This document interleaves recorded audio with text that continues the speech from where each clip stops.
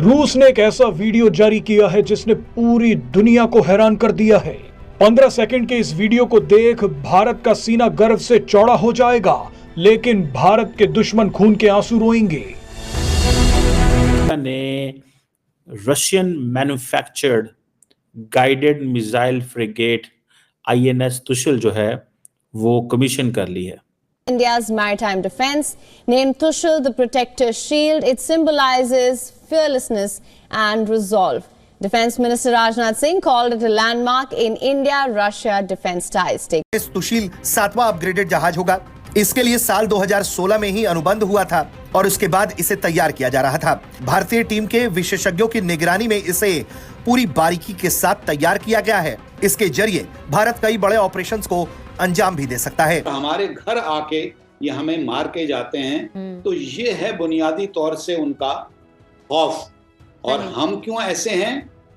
हम तो लड़ते ही जज्बे से हैं। हमने कभी gun for gun, missile for missile, submarine for submarine, उनकी ना बराबरी हम कर सकते हैं ना हमने की।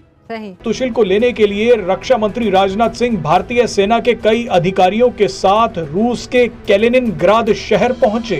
महदूद बड़ी नेवी है, वो बुनियादी तौर से एक अपने आप को वो पूरे खित्ते का बॉस समझते हैं। सही।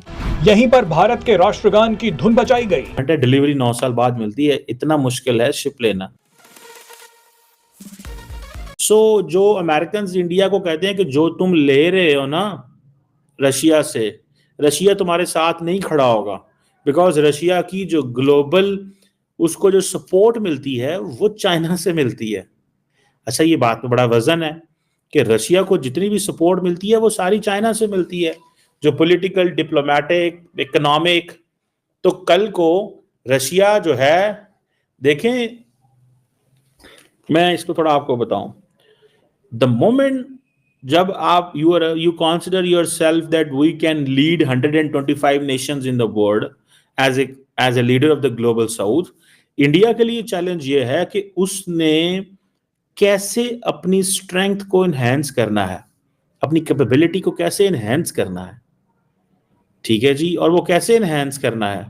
वो इस तरह एनहेंस करना है कि भाई साहब आप इस चीज को अंडरस्टैंड कर लें कि अगर इंडिया तो बहुत बड़ी पावर है ना, ठीक है, लेकिन अगर आपकी कॉन्टिन्यूस डिपेंडेंस फॉरेन पावर्स पे है तो you may not be comfortable.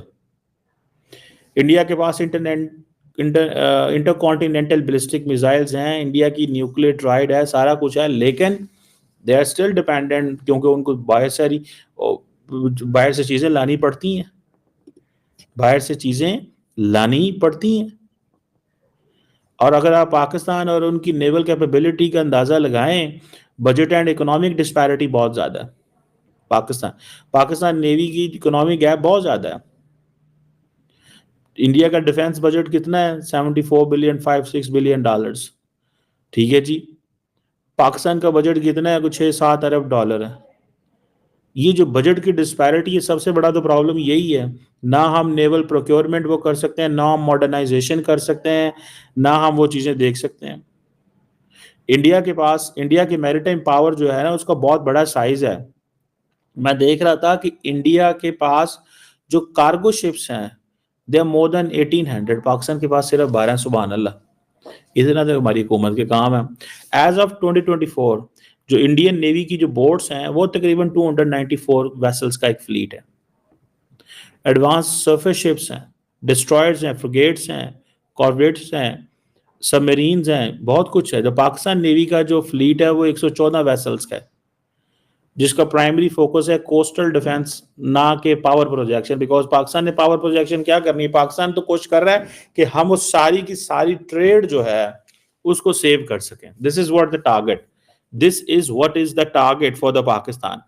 Pakistan के लिए जो टारगेट है वो ये है कि हम जैसे तैसे जो भी हो अपनी ट्रेड को सिक्योर करें, ये हमारी वो है। ठीक है जी। देन आप चले जाएं एयरक्राफ्ट कैरियर, पाकिस्तान के पास तो कोई एयरक्राफ्ट कैरियर नहीं है। इंडिया के पास, ये बड़ी डिस्टिंक्शन है इंडिया की।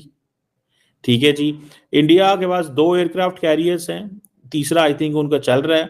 एक उन्होंने INS विक्रांत इंडिजिनसली बिल्ड किया है, इसी तरह उनके पास एक INS विक्रमादित्य है, और ये कैरियर जो है जारी बात है इंडिया की एयर पावर भी इससे शो होती है, एंड स्ट्रेटेजिक एडवांटेज भी पाकिस्तान के ऊपर है, और इंडिया का जो स्टेटस है as a blue water navy वो भी इससे एनहेंस होता है।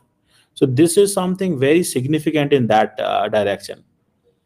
सो हम जो है वो we don't have, there is an absence, हमारी एबिलिटी नहीं है, हम उस तरह ऑपरेट ही नहीं कर सकते। सो हम इमीडिएट वाटर्स में ज़्यादा इंटरेस्टेड रहते हैं।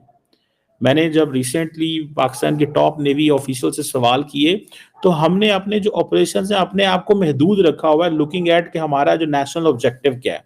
हमारा national objective great power competition नहीं है, हमारा जो नेशनल ऑब्जेक्टिव है पावर प्रोजेक्शन नहीं है। हमारा प्रोजेक्ट प्रॉब्लम जो है that is to defend our own maritime waters, ठीक है जी। और इसीलिए हम ज्यादातर लैंड बेस्ड जो एयरक्राफ्ट हैं वो उसमें ज्यादा है, तो जिसकी वजह से हमारी जो ऑपरेशनल फ्लेक्सिबिलिटी जो है वो उतनी नहीं है। फिर आप देखें सबमरीन्स, अगर आप इंडिया की देखें, इंडिया की न्यूक्लियर डिटरेंस है, पाकिस्तान की कन्वेंशनल फ्लीट है, because we don't have nuclear triad नहीं है हमारे पास। इंडिया का जो सबमरीन फ्लीट है उसकी एक नेवल सुपीरियरिटी मौजूद है, और इंडियन नेवी जो है वो ऑपरेट करती है conventional and nuclear powered submarines, जिसमें अरिहंत इनकी एक जो क्लास बैलिस्टिक मिसाइल सबमरीन है जो कि क्रिटिकल है इसके लिए, उनके न्यूक्लियर ट्राइड के लिए, और इनके पास जारी बात है कि वो स्ट्रेटेजिक डिटेरेंस भी रखते हैं।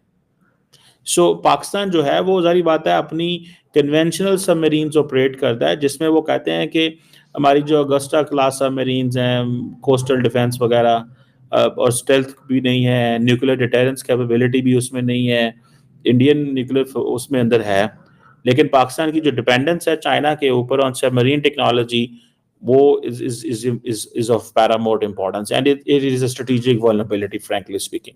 जय हिंद दोस्तों, आपका फास्ट नॉलेज फैक्ट में स्वागत है। आधुनिक multi role stealth guided missile frigate INS Sushil F-70 को बीते सोमवार को भारतीय नौसेना में शामिल किया गया है। वहीं यह खास युद्धपोत रूस के कालिनिनग्राद में स्वयं रक्षा मंत्री राजनाथ सिंह की उपस्थिति में भारत को डिलीवरी किया गया है। वहीं इस मौके पर रक्षा मंत्री INS सुशील की कमीशनिंग को भारत की बढ़ती समुद्री ताकत का एक गौरवपूर्ण प्रमाण बताया। दुनिया भर में तकनीकी रूप से सबसे उन्नत फ्रिगेट में से एक माने जाने वाले इस युद्धपोत से हिंद महासागर में भारतीय नौसेना की परिचालन क्षमता को उल्लेखनीय वृद्धि होगी और भारत और रूस के बीच लंबे समय से चली आ रही दोस्ती में एक महत्वपूर्ण मील का पत्थर है। भारत और रूस के संबंध साझा मूल्यों, आपसी विश्वास व विशेष रणनीतिक साझेदार है। भारत ने रूस को 4 जहाज बनाने के लिए बोला था, जिसमें से रूस 2 बनाएगा और 2 भारत में बनेगा।